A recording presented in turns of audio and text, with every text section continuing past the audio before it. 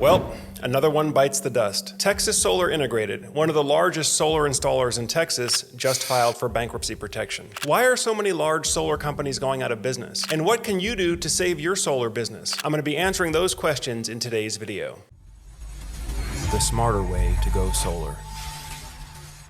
All right, now in today's video, we're going to be talking about Texas Solar Integrated filing bankruptcy. So this morning I opened my mailbox and I received formal notice from Texas Solar Integrated's lawyer that the company is filing for Chapter 11 bankruptcy protection. Now, this is after we've already seen a number of high-profile solar business failures in the past couple of years. Of course, you had Pink Energy. Then, of course, you had Titan Solar Power, which at one point was the largest solar installer in the country, went out of business. By the way, if you haven't seen the previous video about Titan Solar Power going bankrupt, go back and watch the previous video where we explain some of the factors that could have led to the business failure. Then, of course, you had ADT's acquisition of SunPro just to shut the business down in only 2 years. And there have been a number of others. Of course, Sunlight Financial filed bankruptcy last year. And my understanding was that because of, in large part, because of Pink Energy's bankruptcy and the amount of cash they had out on loan from Sunlight Financial, that contributed to Sunlight Financial's bankruptcy. And then most recently, we had SunPower going out of business. SunPower had been in business for over a decade, and they were regarded as having some of the best solar panels on the market, but even they weren't able to hold the business together this year. Now, I should comment about SunPower's bankruptcy. SunPower and Maxeon actually split a few years ago. So SunPower was the solar sales and installation business. That's the business that failed, whereas Maxeon, as the solar panel manufacturer, is still an ongoing business today. My understanding is they're still in good financial shape, although I know many of you have been asking out there, is Maxeon potentially in trouble as well? As of this recording, we have no reason to believe that Maxeon's going out of business anytime soon. By the way, if you have solar panels on your house and the company that did the original installation went out of business or went bankrupt, go ahead and leave a comment down below. We'd like to hear from you. So why are so many large solar companies going out of business? Well, the solar industry is facing a number of headwinds in 2024 and even going back to 2023. The first, of course, is higher interest rates. Now, most of solar that's being sold today is not being sold or not being purchased with a direct cash purchase. Most solar being sold today is financed.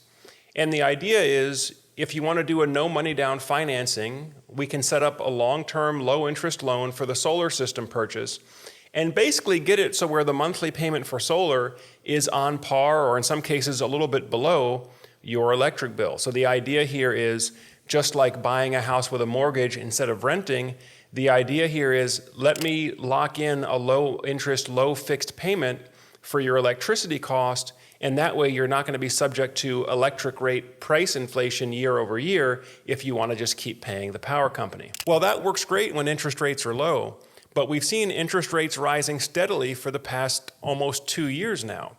And so whereas we used to be able to finance solar systems with a low 2.99 or 3.99% APR, now we're seeing interest rates as high as 10, 11% interest.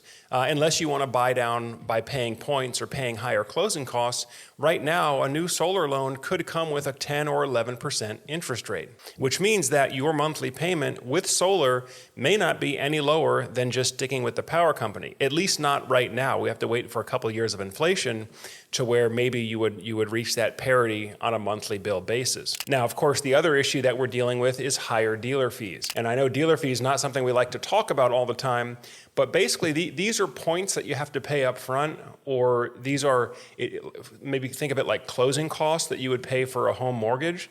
So you've got to pay higher closing costs just to get the loan initiated, which leads to an overall higher loan amount or higher purchase price. And I'm not talking about 3, 4, or 5% in closing costs. We're seeing some dealer fees now that are 20%, 30%, or even 40% of the entire contract amount. That means 40% of the total amount on your contract is getting taken straight off the top, paying to the bank before the contractor sees the first dollar. And then the other headwind, of course, we're dealing with is the loss of one-for-one net metering. Now, when we talk about one-for-one net metering, essentially what this means is your relationship with the power company has become a two-way relationship. During daylight hours, you can power your home directly using solar power, and then any excess solar can just get sent back to the power company, essentially rolling your meter backwards, building up credits, so that during the evening hours, when the solar panels are no longer producing, you can just pull the energy back in using the credits that you built up during the daylight hours. And this works great if you're getting a full one-for-one credit. You send them a kilowatt hour during daylight hours, you pull it back in the evening, and it all balances out to zero. But what we're seeing with some of these new net metering programs is they're not really a true one-for-one net metering.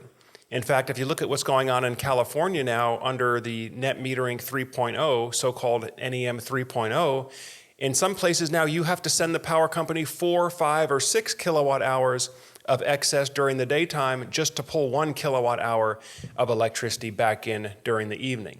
And of course, that kills your return on investment in terms of solar unless you add battery storage. So what are the companies that are still finding success doing differently than those that are having trouble and going out of business? Well, one change that we're seeing, particularly for installers in Texas, is they're pivoting from doing residential solar installations to doing commercial solar installations. A lot of the financial conditions for commercial solar are still very healthy, and many contractors are finding it more favorable in terms of setting up a more stable, long-term, successful, profitable business to focus on larger commercial installations as opposed to chasing rooftop residential installations. Now, the other thing we're seeing is that many contractors are offering a diversity of services besides just solar. So what I mean is they tend to offer other things, like, for example, battery storage installation, which could be installing new solar with battery storage or retrofitting batteries onto homes that already have existing solar panels. We're also seeing contractors offer EV charger installation and other complementary services that tie into an overall energy efficient home. Things like roof repairs, upgrading the HVAC system in the house, perhaps moving from a fossil fuel-based heating to a heat pump-based heating system. We're also seeing water heater upgrades being offered. Maybe you can switch from a straight electric water heater to a hybrid heat pump water heater that's more efficient. But the idea here is that contractors are looking at ways that they can offer more services than just solar panels, just slapping glass on the roof, so they have multiple streams of income. By the way, if you're a homeowner watching this, if you're in the process of looking at different solar power and battery storage options for your home, if you need to get a price quote, or maybe you already have a price quote and you need to get a comparison to make sure that you're getting the right equipment and getting the best deal, as always, you can feel free to reach out to us on the link below here. Set up a call with a Solar Surge expert, or you can just use the free online quote tool to see how much solar and battery storage costs in your area. So this has been a discussion of Texas Solar Integrated filing bankruptcy. Again, I just got the notice in the mail this morning. Since Solar Surge did have a business relationship with Texas Solar Integrated, we were on the official list of vendors to be notified. So it is official now.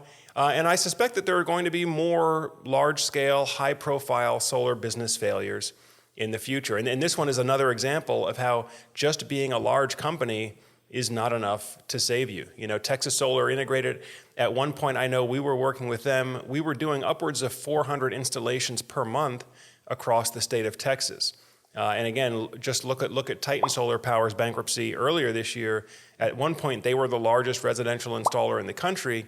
That still didn't protect them from going out of business. Well, I thank you all for spending some more time on the Solar Surge channel. That just about does it for today's video. As always, I'm Joe Ordia here, encouraging you to get prepared and be empowered. Thanks for watching, and I'll see you on the next video.